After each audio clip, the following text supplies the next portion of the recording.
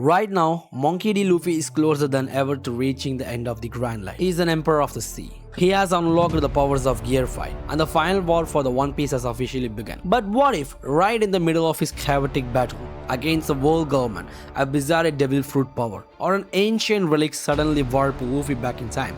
What if he woke up as a 7-year-old boy in Foosha Village, staring at his tiny hands with his Gear 5 soul and all his current memories completely intact? Imagine a kid who already knows about Vegapunk, the Gorosei, and the true nature of his devil fruit. Starting his journey all over again, this single change completely shatters the One Piece timeline. When Luffy wakes up in the past, he isn't the reckless, loud kid the town remembers. He looks at Makino and Mayor Whoopslap with eyes that have faced the strongest monsters in the New World. The biggest shift happens the moment Shanks and the red hair pirates dock at the harbor. In the canon story, Luffy accidentally eats the Gomu Gomu no Mi out of his childish hunger.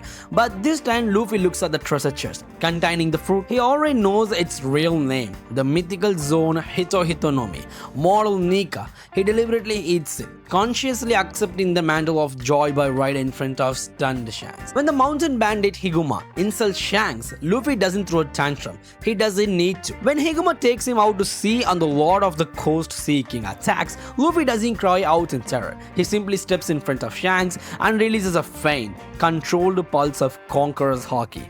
The Sea King instantly collapses, paralyzed by fear, and sinks into the ocean. Because of this, Higuma is dealt with instantly, and the Sea King never attacks. Luffy turns to Shanks with a huge grin and says, "I told you, I'm going to be the Pirate King." Shanks stands there, completely speechless. Luffy kept his armor. The trade of a limb for the future generation never happens. Shanks still places the straw hat on Luffy's head, but he leaves Foosha Village knowing that this kid is already an absolute monster. When God drops Luffy off at Darren's bandit hut, the interaction with Ace and Sabo changes fundamentally. In the original timeline, Luffy chased Ace for months just to be noticed, but Luffy who has already fought Kaido handles things differently. The first time Ace spits on him or tries to drop a giant boulder on him, Luffy casually dodges it using a flash of advanced observation haki. He looks at the angry, traumatized son of Goldie Roger and doesn't see a rival. He sees the brother he lost at Marineford. Luffy walks up, punches Ace slightly on the shoulder and says, "I missed you." Ace is completely thrown off by the weirdly mature, deeply loving kid. When Sabo joins them, Luffy uses his future knowledge to completely alter their fates. He knows exactly when the Blue Jam pirates will strike, and more importantly, he knows the exact day Sabo's father will try to drag him away, leading to Sabo's ship being blasted by the Celestial Dragon. On that fateful day, Luffy doesn't let Sabo sail it alone. He intercepts Sabo, stops him from leaving, and protects him. The three brothers grow up together, none of them dying, none of them separated by amnesia.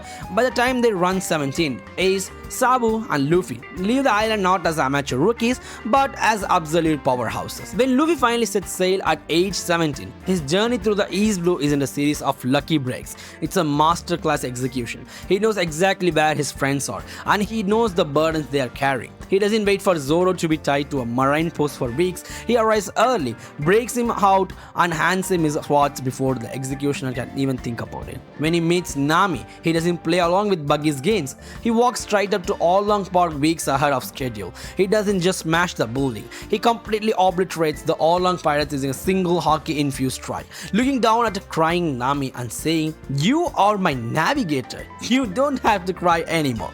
At Syrup Village, Usopp doesn't have to watch his village get attacked. Luffy catches Captain Kuro the moment he steps foot on the beach at the Barati. Luffy intercepts Dawn Creek before Zeph's restaurant takes a single hit. He looks at Sanji, eats his food, and tells him about all Blue with a conviction that leaves the cook completely mesmerized. By the time the Straw Hats enter the Grand Line, they aren't a ragtag group of survivors. They are a perfectly synchronized unit, led by a captain who knows every trap, every enemy ability, and every shortcut. As they enter the Grand Line, the major arcs of One Piece are systematically dismantled. In Alabasta, Luffy doesn't let Crocodile drain the country or stab him to the chest.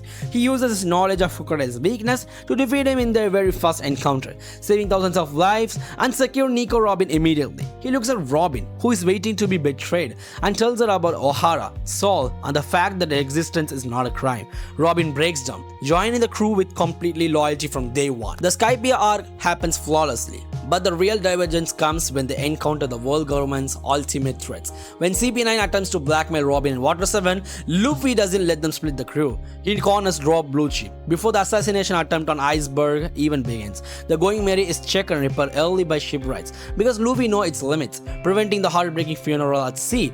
But the absolute peak of this timeline occurs at the Saburi Archipelago and Marineford. Luffy knows exactly what Bartholomew Kuma is trying to do, but this time the crew doesn't get separated. Luffy stands before Admiral Kizaru, completely calm. He doesn't panic. Instead, he unleashes the advanced forms of Haki he mastered against Kaido. He combines Ryu and Advanced Conqueror's Haki, deflecting Kizaru's light beams and matching the Admiral Wolford blow as a 17-year-old rookie. When Marineford happens, the world is completely unprepared. Ace is captured because his battle with Blackbeard was an inevitability, but the rescue mission is totally different. Luffy arrives at Marineford not as a desperate rookie falling from the sky, but as a calculated leader. He brings the entire Straw Hat crew fully prepared. When Akainu lunges to pierce Ace's chest, Luffy doesn't freeze. His observation Haki saw the punch 10 seconds ago. Luffy steps in front of Ace, his body erupting into the white flames of Gear Fight. Sun God Nika. He catches Akainu's magma fist with a giant rubber hand, laughing hysterically as the entire battlefield stops in absolute shock. Whitebeard looks at the white-haired boy. The Marines scream in terror, and Ace watches in awe as his little brother completely overpowers an admiral to change fate. With Ace saved and the Marines completely pushed back, the entire power balance of the world breaks. Whitebeard survives the war, stepping back to let the new generation take over. Blackbeard's rise to power is cut short because Luffy hunts him down, knowing exactly how dangerous the Yami Yami Nomi is. The 2-year time skip never happens because the crew doesn't need to heal from a crushing defeat. They are already strong enough to face the new world. Luffy guides them directly to Wano, to Whole Cake Island, and to the remaining road poneglyphs with absolute precision. Armed with his current knowledge of Vegapunk's secrets, the true history of the White Century, and the identities of the Gorosei, Luffy doesn't just recreate his old journey, he perfects it. He saves the people who died, unites the ancient kingdoms, years ahead of schedule, and marches toward Loftil, ready to finally claim the One Piece on his own terms. What do you think is the best part of this alternate timeline? Would the story be better if Luffy saved everyone, or do you prefer the struggles of the original journey? Let me know in the comments below. Don't forget to like, subscribe, and hit the bell for one more epic One Piece what if scenarios, and watch this video to find out every MVP moment of Sanji in the entire series. I will meet in the next video. Until then, bye bye.